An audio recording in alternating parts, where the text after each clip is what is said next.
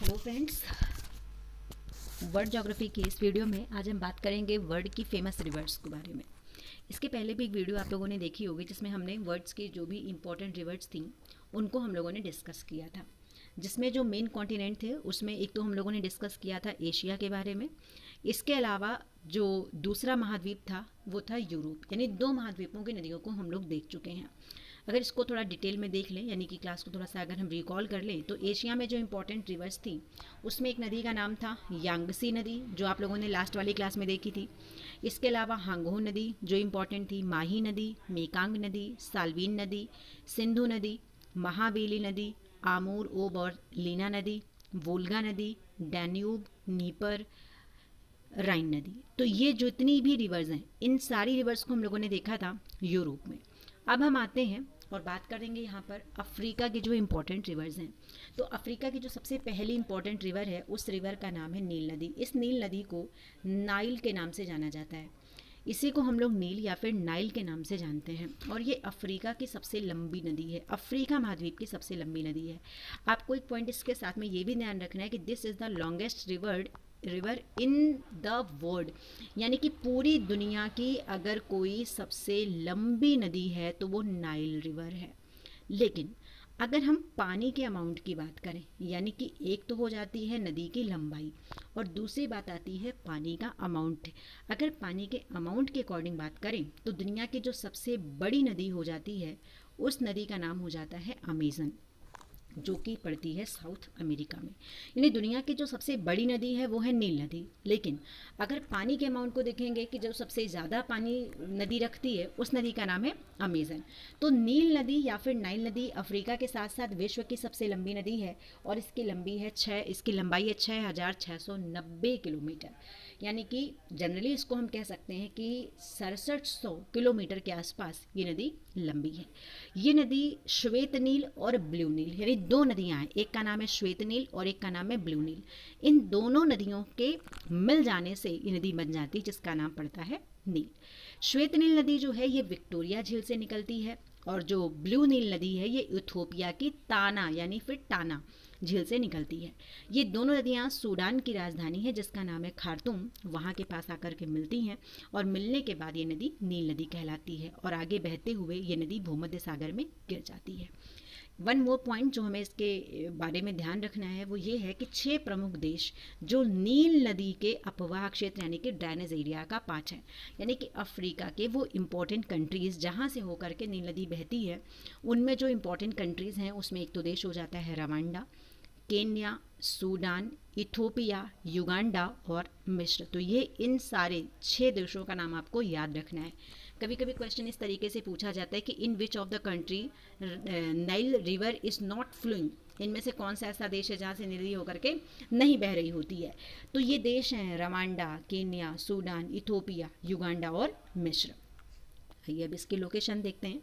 ये आपके सामने मैप है और ये मैप है अफ्रीका महाद्वीप का। पूरा मैप आपके सामने है अफ्रीका महाद्वीप का। इस मैप में आप देख सकते हैं कि ये जो पॉइंट है यहाँ पर, ये जिसको नाम देते हैं विक्टोरिया झील, तो ये पॉइंट आप देखिए यहाँ पर, ये है विक्टोरिया झील ये, और यहाँ से एक नदी निकली जिसका नाम होता है श्वेत नील। इसके अलावा दूसरी एक झील है जिसका नाम है टाना झील और यहाँ से निकलती है एक नदी जिसका नाम होता है ब्लू नील। तो एक हो जाती है श्वेत नील और एक हो जाती है ब्लू नील, और ये दोनों जहाँ पर मिलती हैं उस जगह का नाम है खार्तून।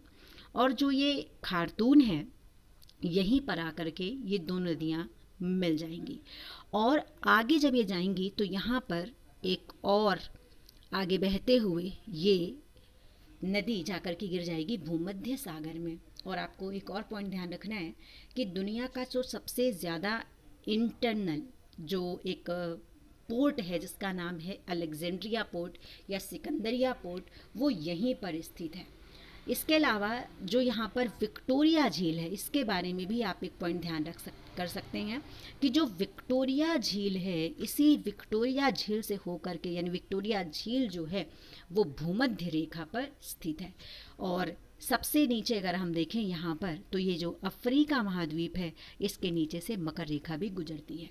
तो अफ्रीका महाद्वीप दुनिया का एकमात्र ऐसा महाद्वीप है जिससे कर्क रेखा, मकर रेखा और विषुवत रेखा, ये तीनों गुजरती हैं। Tropic of Cancer, Tropic of Capricorn and equator, ये तीनों गुजरती हैं। इसको डिटेल में भी मैंने आपको बताया है। तो यहाँ से इम्पॉर्टेंट पॉइंट आपको ध्यान रखने हैं कि एक जो ये विक्टोरिया झील है, इससे होकर के जो नदी निकली, इस नदी का नाम था श्वेत नील। और इधर से एक और रिवर आई जिसका नाम होता है ब्लू नील। तो ये हो जाती है विक्टोरिया झील और ये हो जाती है टाना लेक। ये दोनों जहाँ पे मिल गई, इस जगह का नाम है खार्तूम। और ये जो खार्तूम है ये सूडान की कैपिटल है। और जब ये दोनों मिल जाती हैं तो एक अलग नदी बन जाती है जिसको नाम हम लोग देते हैं नील नदी। और फाइनली जा कर के गिर जाती है भूमध्य सागर में। तो इस तरीके से ये नदी हो गई जिसका नाम था नील नदी। इसके बाद अगली नदी है जिसका नाम है जायरे। तो जायरे और कॉन्गो ये दोनों एक ही नदियाँ हैं। तो ये भी पॉइंट आपको ध्यान रखना है कि जायरे और कॉन्गो नदी सेम है। ये अफ्रीका की दूसरी सबसे बड़ी नदी है और ये भूमध्य रेखा को 2 बार काटती है। जैसे कर्क रेखा को 2 बार काटने वाली जो नदी है उसका नाम है माही, उसी तरीके से जायरे नदी मकर रेखा को 2 बार काटती है। तो आपके सामने मैप में आप देख सकते हैं कि ये है यहाँ पर जायरे, ये नदी हो गई, ये हो गई भूमध्य रेखा। ये भूमध्य रेखा को 2 बार काटती है, मकर रेखा को नहीं, भूमध्य रेखा को 2 बार काटेगी। तो ये हो जाता है जायरे। और जायरे नदी आप इस तरीके से देखेंगे कि ये काटेगी 2 बार। तो ये हो गई भूमध्य रेखा, और भूमध्य रेखा को 2 बार काटने वाली है जायरे या फिर कॉन्गो नदी। और फाइनली जाकर के गिरती है गिनी की खाड़ी में। इसके अलावा एक नदी है जिसका नाम है नाइजर। ये जो नाइजर नदी है इससे ऑयल रिवर के नाम से भी जानते हैं। तो इस नदी के आसपास ऑयल मिलता है, और वो ऑयल कौन सा होता है? पाम का होता है। पाम का मतलब होता है ताड़। तो ताड़ के वृक्ष इसके आसपास बहुत ज़्यादा पाए जाते हैं, इस वजह से इसको कभी कभी पॉम रिवर के नाम से भी जानते हैं। और ये भी फाइनली जाकर के गिर जाती है गिनी की खाड़ी में। इसके अलावा यहाँ पर एक और नदी है जिसका नाम है जाम्बेजे नदी। जाम्बेजे नदी जो है ये वेस्टर्न जोम्बिया से निकलकर बहती हुई हिंद महासागर में जाकर के गिर जाती है। तो ये नदी आप देख सकते हैं, इस नदी का नाम है जाम्बेजे नदी। और इसी नदी पर विक्टोरिया जलप्रपात स्थित है, और साथ ही करीबा बांध भी इस नदी पर बनाया गया है जो अफ्रीका में सबसे ज़्यादा जल विद्युत का उत्पादन करता है। तो आप ये देख सकते हैं यहाँ पर जो ये जाम्बेजी नदी है इस पर विक्टोरिया जलप्रपात और करीबा बांध, तो ये दोनों पॉइंट भी आपको ध्यान रखने हैं। इसके बाद अगली एक नदी है जिसका नाम है लिम्पोपो नदी। तो लिम्पोपो नदी जो है ये मकर रेखा को 2 बार काटती है। तो ये पॉइंट आपको ध्यान रखना है कि लिम्पोपो नदी 2 बार मकर रेखा को काट रही है। तो ये है लिम्पोपो नदी, और फाइनली जाकर के गिर जाती है हिंद महासागर में। इसके बाद अगला जो महाद्वीप है उस महाद्वीप का नाम है ऑस्ट्रेलिया महाद्वीप। ऑस्ट्रेलिया महाद्वीप की जो प्रमुख नदी हैं उसमें एक का नाम है मुरे और एक का नाम है डार्लिंग। जब ये दोनों मिल जाती हैं तो उसको हम लोग नाम देते हैं मुरे डार्लिंग की नदी या मुरे डार्लिंग रिवर। तो यहाँ देखें तो जो मरे नदी है ये काशुयस्को पर्वत से निकलती है, आगे जाकर डार्लिंग नदी इसमें जाकर के गिरती है और ये मुरे डार्लिंग बन करके हिंद महासागर में गिर जाती है, जिसकी लंबाई लगभग 2500 किलोमीटर है। तो 2500 किलोमीटर इसकी भी लंबाई है, और अपने देश में जो गंगा नदी है उसकी भी लंबाई 2500 किलोमीटर के आसपास है। 25-25 किलोमीटर है गंगा नदी की लंबाई। लेकिन कभी कभी प्रश्न इस तरीके से पूछा जा सकता है कि ऐसी कौन सी नदी है जो लगभग गंगा नदी के बराबर है, तो उस नदी का नाम है मुरे नदी। जबकि जो डार्लिंग नदी है उसकी लंबाई मात्र 1400 किलोमीटर है। तो आप ये देखिए, ये इसका मानचित्र है। ये कोशियस्कू की पहाड़ी है, कोशियस्कू इसका नाम है, और यहाँ से ये नदी निकली, इसका नाम मुरे, और इधर से एक नदी आई जिसका नाम है डार्लिंग, और ये जा कर के फाइनली गिर जाती है हिंद महासागर में। इसके अलावा आपको एक पॉइंट और यहाँ पर ध्यान रखना है कि जो ये कोशियस्कू पहाड़ी है ये ग्रेट डिवाइडिंग रेंज की हाईएस्ट पीक है।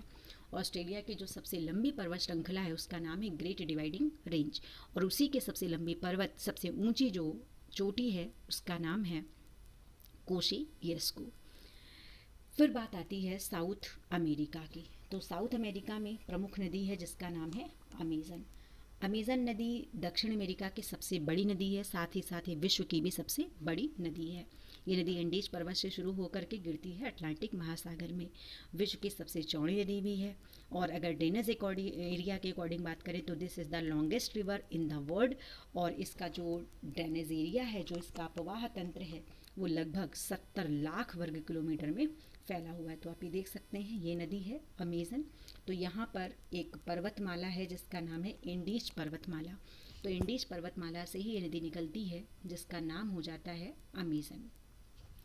इसके अलावा दक्षिण अमेरिका की एक और नदी है जिसका नाम है पराना। ये सेकंड लार्जेस्ट रिवर है।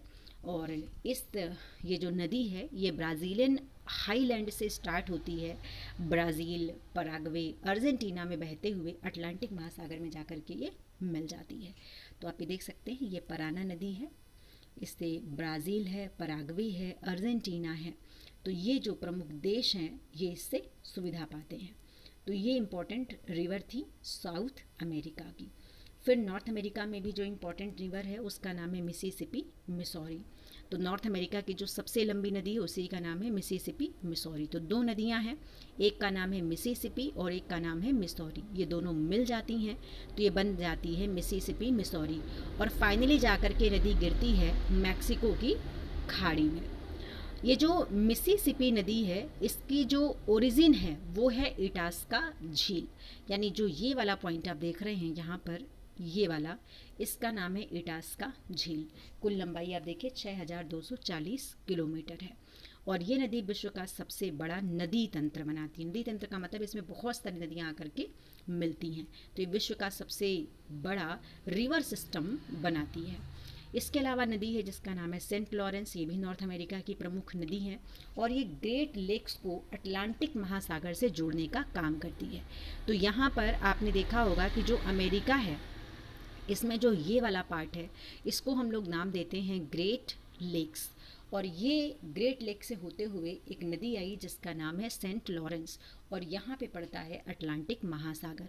तो ये जो नदी है जिसका नाम है सेंट लॉरेंस, ये ग्रेट लेक्स को कनेक्ट करती है अटलांटिक महासागर से। तो ये प्रश्न भी एक बन सकता है। इस ग्रेट लेक्स में टोटल 5 झीलें हैं और ये नदी का सबसे व्यस्ततम यानी